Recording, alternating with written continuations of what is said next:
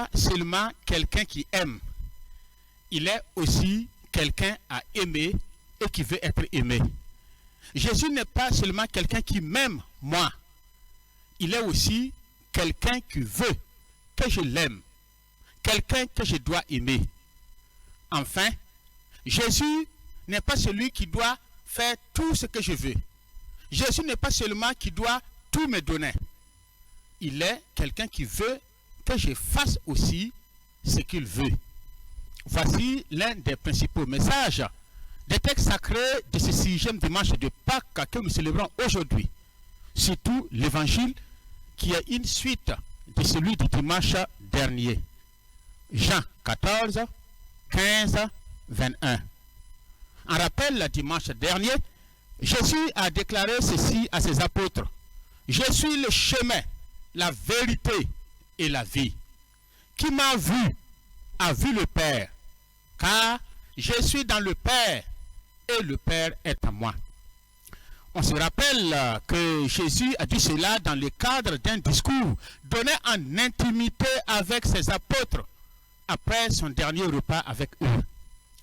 Jésus sentait sa fin toute proche, une fin qui allait jeter le trouble, la tristesse et le désespoir dans leur cœur.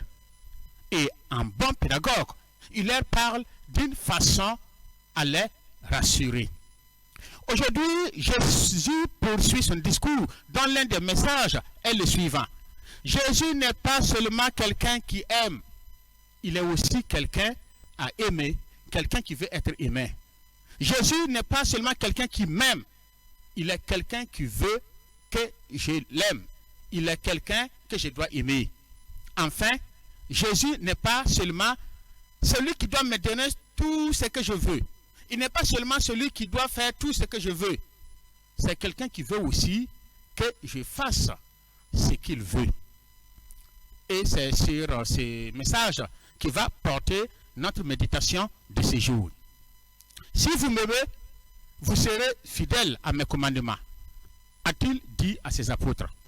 Il apparaît clairement dans cette déclaration de Jésus qu'il est quelqu'un à aimer, quelqu'un qui veut être aimé.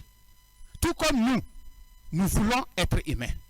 Alors que bien souvent, on s'attend seulement à ce que Jésus nous aime. Or, c'est quelque chose qui est déjà un acquis. Oui, c'est quelque chose qui est déjà un acquis. Pour dire que Jésus nous aime, c'est quelque chose qui est un acquis et dont nous ne devons pas douter. Jésus nous aime.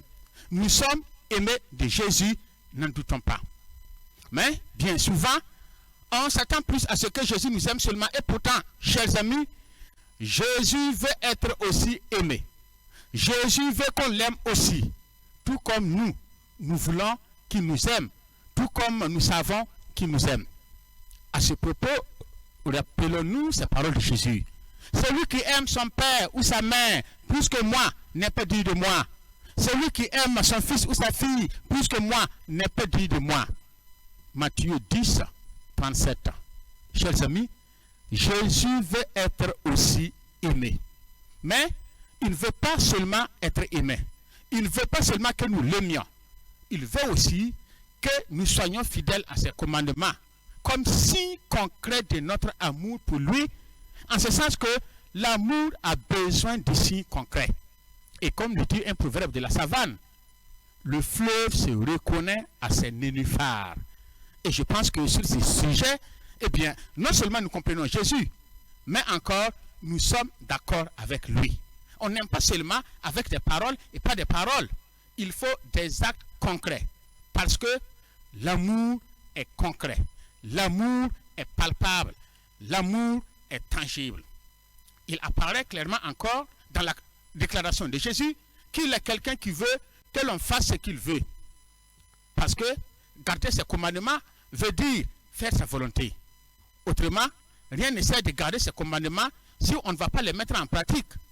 Mais bien souvent, eh bien, nous nous attendons plus à ce que Jésus nous donne ce que nous voulons. Nous attendons plus à ce que Jésus fasse ce que nous voulons. Alors que la condition sine qua non pour que Jésus fasse ce que nous voulons, pour que Jésus nous donne ce que nous voulons, eh bien, c'est de l'aimer. et garder ses commandements. D'une part, l'amour est affectif, c'est-à-dire composé de sentiments, et d'autre part, l'amour est effectif, c'est-à-dire il se reconnaît à travers des actes concrets. Il se reconnaît à travers des actes qui le traduisent et l'expriment. Vous savez, chers amis, notre relation avec Jésus doit être comme celle qui existe entre nous et les personnes que nous aimons ou qui nous aiment. C'est-à-dire, comme nous posons des actes concrets pour exprimer notre amour envers ceux et celles que nous aimons, qui nous sont chers, qui nous aiment, allant parfois jusqu'à leur obéir, jusqu'à leur être soumis, parfois même jusqu'à faire certaines choses qu'on ne serait prêt à faire en temps normal pour toute autre personne, des choses qui sont au-delà de nos forces. Jésus voudrait également que nous fassions de même à son égard, c'est-à-dire lui exprimer par des actes concrets que nous l'aimons. En quoi faisant? En gardant ses commandements. Si vous m'aimez, vous resterez fidèles à mes commandements. Ce qui vaut à dire que si nous n'aimons pas Jésus, eh bien, nous n'allons pas lui être fidèles. Si nous lui sommes fidèles, nous allons garder ses commandements. Mais si nous ne gardons pas ses commandements, alors nous ne l'aimons pas. Passons toujours à nos relations avec les autres. Quelqu'un qui passe le temps à vous dire ceci: X, Y, je t'aime. Est-ce que tu sais? Ah, mon amour. Et d'autres belles paroles de ces gens encore. Mais sans pour autant les accompagner. Pas un seul instant d'acte concret. Qu'est-ce qui adviendra à cet amour? Il mourra tout simplement de sa belle mort. Parce que les actes qui sont comme l'eau et le fumier qui nourrissent la plante manquent tout simplement à cet amour et à cette relation. L'amour n'est pas seulement qu'affectif, il est aussi effectif. Jésus n'est pas seulement quelqu'un qui aime, il est aussi quelqu'un à aimer, quelqu'un qui veut être aimé. Jésus n'est pas seulement quelqu'un qui m'aime moi, il est quelqu'un qui veut que je l'aime aussi. Il est quelqu'un que je dois aimer. Enfin, ce n'est pas seulement à Jésus de faire ce que je veux, de me donner ce que je veux. Je dois faire aussi ce que Jésus veut. Aimons Jésus donc de tout notre cœur, sincèrement, véritablement et vraiment. Son amour pour nous est indiscutable au regard de ce qu'il a fait pour nous. Il n'y a pas de plus grande preuve d'amour que de donner sa vie pour ceux qu'on aime. Cela, non seulement il l'a dit, mais encore il l'a fait. Eh bien, nous n'avons plus à douter de son amour. Ce qu'il reste à faire, c'est nous poser des questions sur la qualité de l'effectivité de notre amour pour lui. Nous comprenons alors que notre foi en Jésus, ou notre relation à Jésus, ne saurait se limiter à lui présenter seulement des prières de demande, de libération, de délivrance, d'assistance, de soutien, des prières de demande de telle ou de telle grâce particulière, et que sais-je encore. Jésus veut que nous rentrions en relation avec lui. Une relation basée sur l'amour réciproque, c'est-à-dire une relation du type gagnant-gagnant. Ainsi, Jésus gagne, je gagne. Je gagne, Jésus gagne. Mais pas une relation de type gagnant-perdant. Moi je gagne, Jésus perd et moi je gagne. Non. Un proverbe de la savane nous dit ceci, que le chien dit que le jeu serait intéressant si chacun se laissait tomber. Notre relation avec Jésus doit être du type gagnant-gagnant, réciproque. Nous voyons cela à la fin de l'évangile du jour, à travers ces paroles de Jésus. Celui qui a reçu mon commandement et il reste fidèle, c'est celui-là qui m'aime. Et celui qui m'aime sera aimé de mon Père. Moi aussi, je l'aimerai et je me manifesterai à lui. Ce qui peut se dire et se comprendre autrement. Celui qui ne m'aime pas, non seulement mon Père ne l'aimera pas, moi non plus, je ne l'aimerai pas et je ne me manifesterai pas à lui. Le verbe se manifester ne veut pas dire seulement que Jésus va se contenter de se montrer à la personne, qu'il viendra établir sa demeure sur la personne. Il veut dire aussi que Jésus ne fera rien pour quelqu'un ou pour celui qui ne l'aime pas, qui ne reste pas fidèle à ses commandements. Jésus ne connaît autre relation que celle du type gagnant-gagnant. Vous l'aimez et vous restez fidèle à ses commandements et lui, il vous aime et se manifeste à vous. Vous ne l'aimez pas, vous ne restez pas fidèle à ses commandements, il ne vous aime pas et il ne se manifeste pas à vous. Beaucoup d'entre nous, c'est-à-dire beaucoup de chrétiens, n'ont pas encore compris cela. Ils n'ont pas encore compris que notre Dieu, c'est un Dieu de relation. Un Dieu qui veut entrer en relation avec nous. Un Dieu qui veut entretenir des relations d'amour avec nous et que par conséquent, c'est un Dieu concret. Il faut que cela soit clair à notre niveau, chers amis, à notre niveau. Mais hélas, combien de chrétiens sont dans cette dynamique? Combien de chrétiens restent fidèles au commandement de Dieu? On est plutôt enclin à lui demander ceci ou cela, à lui exiger ceci ou cela, sans se préoccuper de faire sa volonté et de mettre en pratique ses commandements. En d'autres termes, quand il s'agit de faire la volonté de Dieu, de rester fidèle à ses commandements, nous trouvons toujours des excuses. Oui, nous trouvons des excuses, ainsi que des raisons pour nous expliquer. Nous nous expliquons pour nous justifier, et nous nous justifions pour nous absoudre. Il y en a même qui vont jusqu'à brandir la miséricorde de Dieu pour ne pas respecter ses commandements. Et ils se disent, Dieu est miséricordieux. Il voit que nous sommes faibles. Il voit que nous sommes pécheurs, que nous sommes limités. Il saura nous prendre en pitié. Cependant, quand nous n'obtenons pas de Dieu ce que nous lui demandons, immédiatement, on lui demande des comptes. On se fâche contre lui. On se met en colère contre lui. On doute de lui. On cesse de le prier. Et d'autres se mettent même à quitter l'église. Voilà, à quitter l'église. Nous nous faisons des illusions. Mais hélas, ne nous faisons pas d'illusions. Ne nous mentons pas à nous-mêmes. Le Dieu qui est amour, pardon et miséricorde est le même qui condamne les méchants, les mauvais au feu éternel. Si Dieu nous donne des commandements à respecter, c'est que nous sommes capables de les respecter. Parce qu'il ne nous demande jamais de faire ce qui est au-delà de nos forces et de nos capacités. Au contraire, il nous donne la force pour accomplir ce qu'il nous demande de faire. Ne nous contentons donc pas d'exiger de Dieu qu'il nous donne ce que nous lui demandons. Efforçons-nous de faire ce que Dieu nous demande. Quelques exemples, chers amis. Abel a exprimé concrètement son amour pour Dieu en lui offrant les meilleures brebis de son troupeau. Dieu a agréé son offrande. Abraham a accompli la volonté de Dieu en lui sacrifiant son fils Isaac. Dieu l'a trouvé juste en faisant de lui le père de tous les croyants.